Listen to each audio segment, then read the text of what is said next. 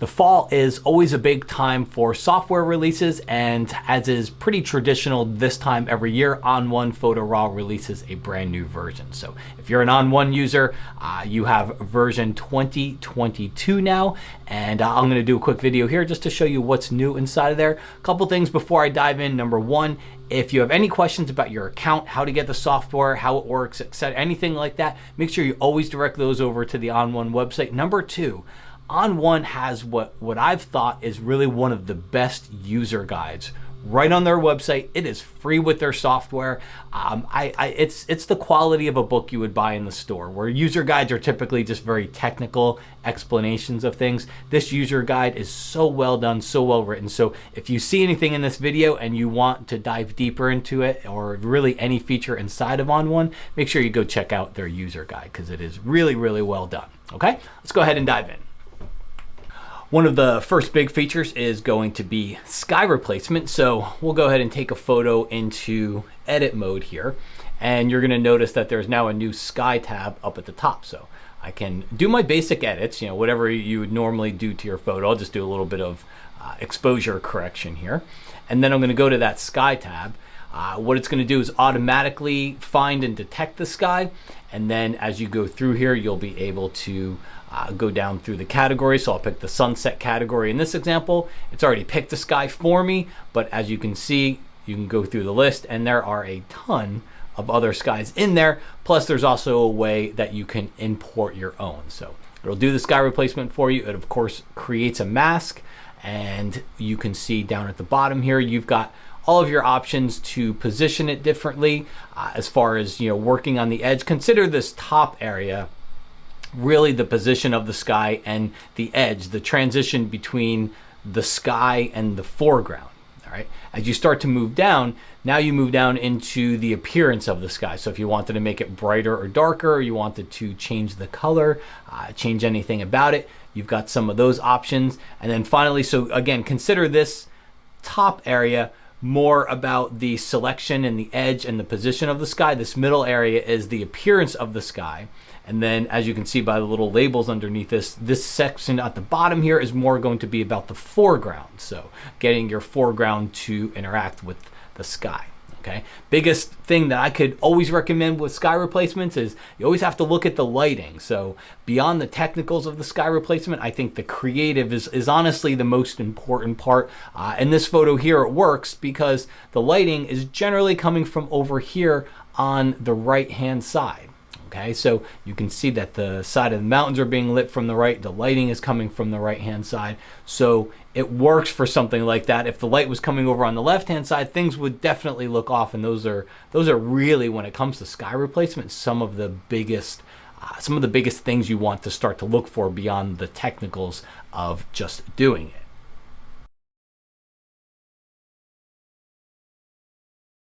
Next up, for anybody that is a low light, high ISO action type photographer, or maybe even night scenes, you'll be happy to know that No Noise, which was a plugin prior to this, is now rolled up into 2022.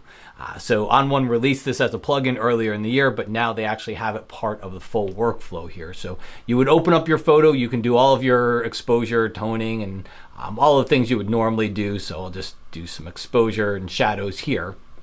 You can even do temperature, and again, any of your normal raw edits that you would do to a photo. And then you can come down to the noise and sharpening section. And the big tip is it defaults to classic, but if you click on No Noise AI, that's going to generate a preview that brings you into the more powerful sharpening and noise reduction area here. So as we go down through there, you can see it automatically applies some defaults. It does a great job. It is wonderful noise reduction for low light, high ISO photos, and it also does sharpening. So this would, not only does it do noise reduction, but it's really taking place of your sharpening step as well. When you're done, all you got to do is click apply. It will apply your changes, and then you can go back to all of your normal raw edits throughout the toning and exposure and all of the color edits that you'd normally do. You also have some new export features. So there's a couple of different ways to access this. You could be looking at a photo and you could go down to the bottom right-hand corner. You're going to see that there's a little export icon there. That's going to open up the export window. Redesigned quite a bit actually. So pretty much from the ground up, it's a whole different experience. The left-hand side's got all of these presets of which you can hide and change and make your own. And then the right-hand side's got all of the export options where they've added to it. Of course, you can change the name, locations of all these things, but now you can even create a zip file of it. You can run scripts, you can change the file type, you can resize, you can sharpen, you can add metadata, you can even add multiple watermarks to the export off from within this window. What's also pretty cool is that if you've got your presets over here on the left-hand side, you don't even have to go into that window. You could just be looking at a photo and now you can access export right up here from the top. You can go File, you can go down to Export with a preset, and you can just change it to whatever preset that you want. So you can bypass the window altogether and just export a photo right from the File menu as well. Moving down the line, they have added back the line mask tool with more features in it as well. So the workflow for something like this would be, you're going to go in and of course do all of your normal edits that you would do. So in this case, I would definitely do some exposure and shadows to this photo. No matter how much I pull back on the highlights, I'm probably not going to get that sky to where I want it to be. So now I can go into another mode thinking, okay, well, I can use some local adjustments to do this. So I'll hop over to the local panel here. And when you use your local adjustments, you still have access to all of your masking tools. So of course you have a brush and you've got a gradient, which is pretty normal for most raw editors, but you've also got masking tools. So you can see over here, I can click on the masking option, and then I'm going to see that there's a line tool up here. So the way this works is I would just draw the line throughout the area that I want it. And once that's done, I now have an area inside of here that I can do something with. But what's even better than that is, even though it's a line masking tool, I can always go to any of these points and I can actually curve them out a little bit. So if what you're selecting isn't always a perfect line, you can even start to curve those points as well. But once I've got that area selected, I can now click inside of it, and it's essentially become its own mask and its own area on this local adjustment layer. All right. So what that means is now I have a mask that's specifically working on that part of the photo, and I can do all of my local adjustments just inside of that area. So I get a lot more control and just a new way to create some of those masks beyond just the brushes and the gradients that we're used to.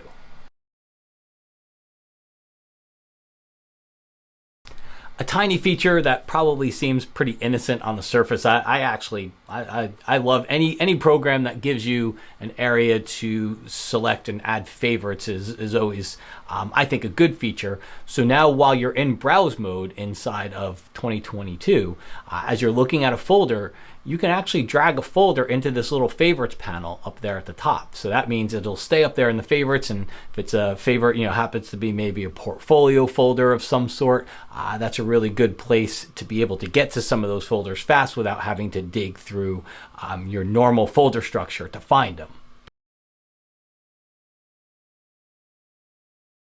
Another feature that people are always anxious about is backing up. So what ON1's done in the latest version is make it really easy for you to back up and restore. So when you come up here to the File menu, you'll notice that there is an option up here to back up data, and then there's an option to restore data. So those are going to create files that you would then go and put into a safe place. And then if you ever needed to load up ON1, you could load it up. If it was blank, it didn't have everything, you lost everything, then you go to restore and you can select it and point it to those files, and you can restore to your previous backup points. I'm going to create an other category here just to put in all of the other stuff, because there's a bunch of other features in there that necessarily don't really demo as well here. One of them is time-lapse. So if you do time-lapse photography, you now have that built right into ON1 2022. So you don't need another program. You don't need to leave ON1 to go do your time lapse. They're Apple Silicon native. You've got customizable thumbnails inside of your grid while you're in browse. So all little badges and icons and information that's shown on those thumbnails, you can customize what's going to be on there. With every software upgrade, you're always going to hear about improved performance and stability. So you'll get that, as well as new camera and lens support. As I mentioned earlier, I can't recommend the ON1 user guide enough. I know I just went over at a very high level here in this video on some of these features, but if you want to dive deeper into anything with your purchase of the software, you get the user guide, so you might as well take advantage of it. Log into the website, download the user guide, and that should help fill in any of those gaps. Thanks so much for watching, and I'll talk to you again real soon.